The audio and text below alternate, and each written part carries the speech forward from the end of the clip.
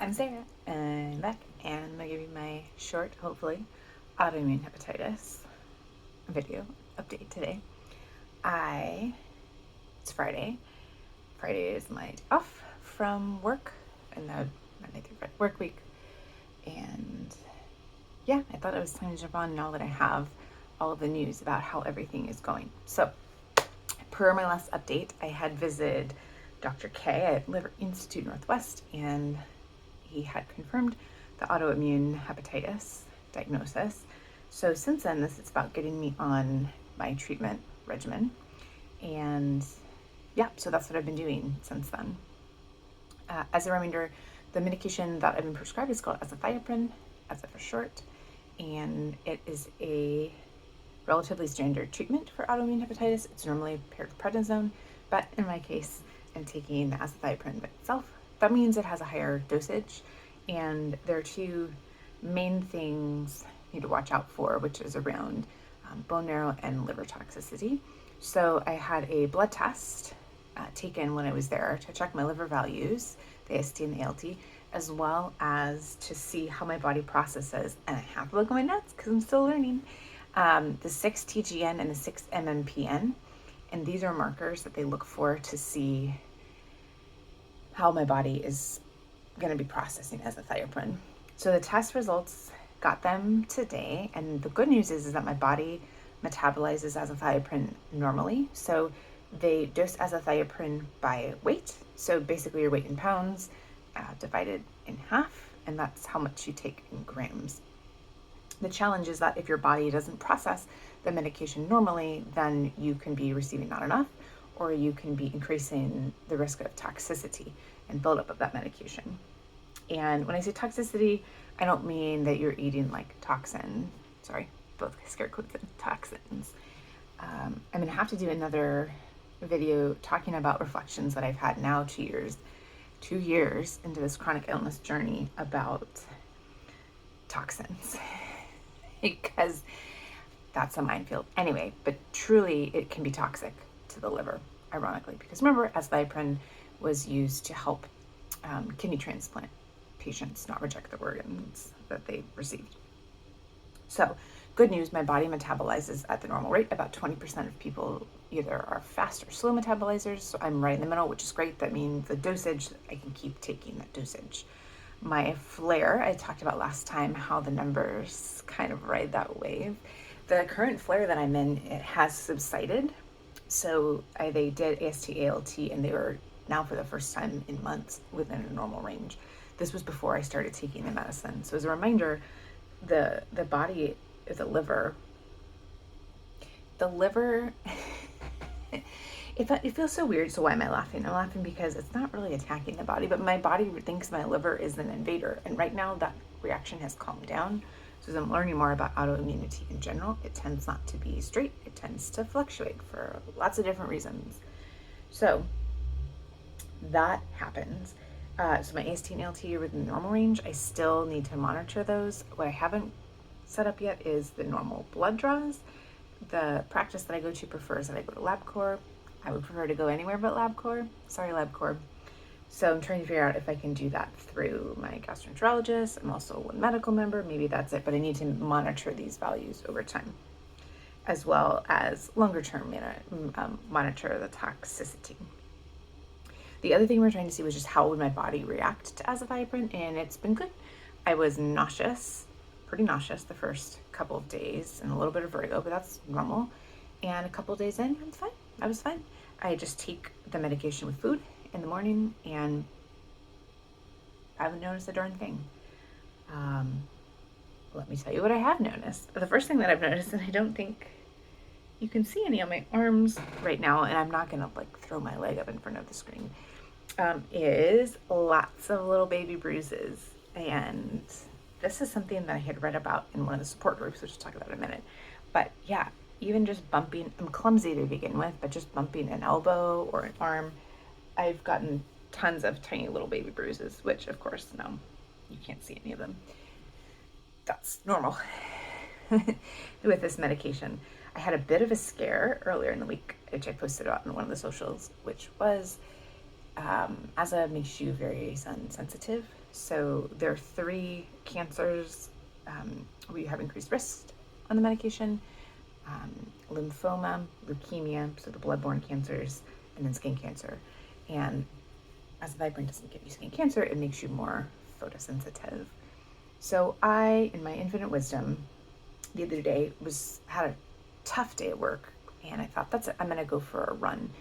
And I was just gonna, run, also an overstatement. It was a walk jog. Go do a 5K.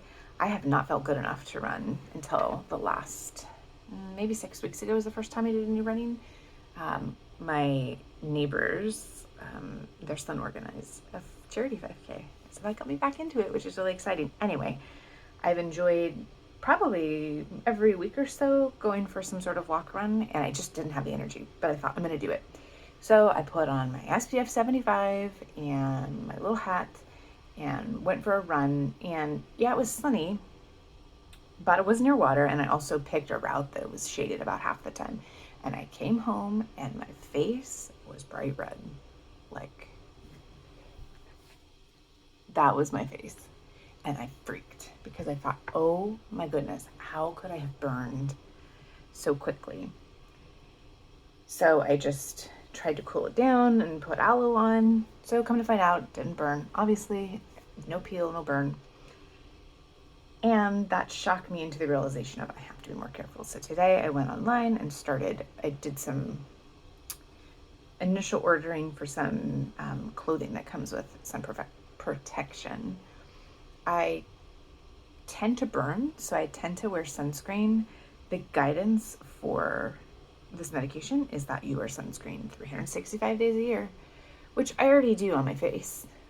That's what I put on as a moisturizer, but I upped the SPF, so now my moisturizer now has SPF 70 instead of SPF 30. But just being really, really careful, and the more important thing is going to the dermatologist twice a year.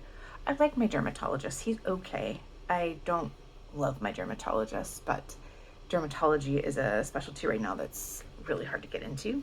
So I might just do that. And so it's getting skin checks twice a year. So that was a moment.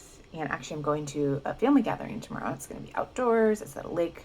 So I have to be really, really careful. And I need to remind myself, you cannot mess around ever again. Just not possible. I've not yet met in the support groups anyone who's had a blood-based cancer. There are a lot of folks that I've either chatted to or shows up on the threads in the AIHA Facebook group I'm a part of. A lot of folks have had skin cancer. So I've been getting a lot of support from other people, which is pretty amazing.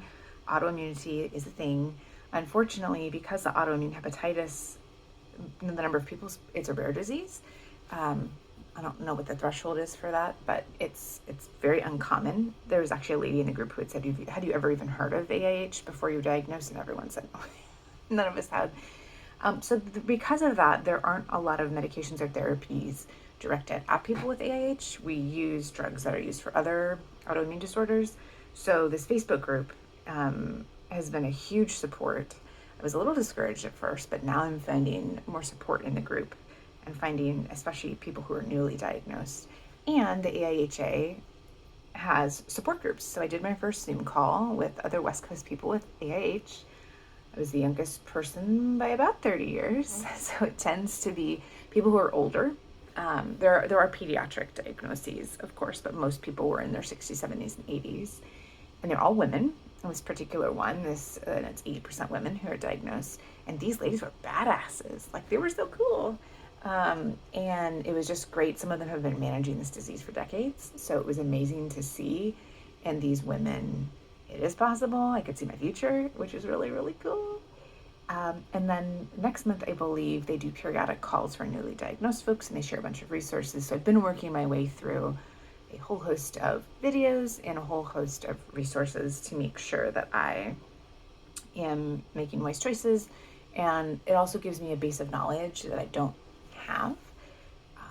So that in talking to my physicians, I know what I need to look out for.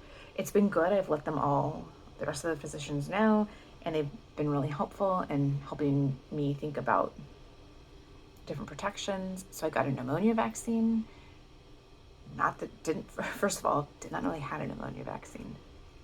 Second of all, the reason I wouldn't know that is because it's for people 65 and older. But now that I'm immunocompromised, I'm going to be getting a whole bunch of different vaccines, and that was the first one. So I am COVID, double vaxxed, double boosted, and now I'm protected against pneumonia. So I'm just trying to stay up to date on inoculations because my immune system is lowered. And that's what, I mean, when you think immunocompromised, now you can thank this girl. And that's all it is that the immune system is weakened because the overactive immune response is what's damaging the liver. Unfortunately, we don't have a way to target the liver. There's no way to say, just you, nobody else. It's the whole system. The whole system, we need to calm it down. So I'm hopeful that it will continue to help with my microscopic colitis.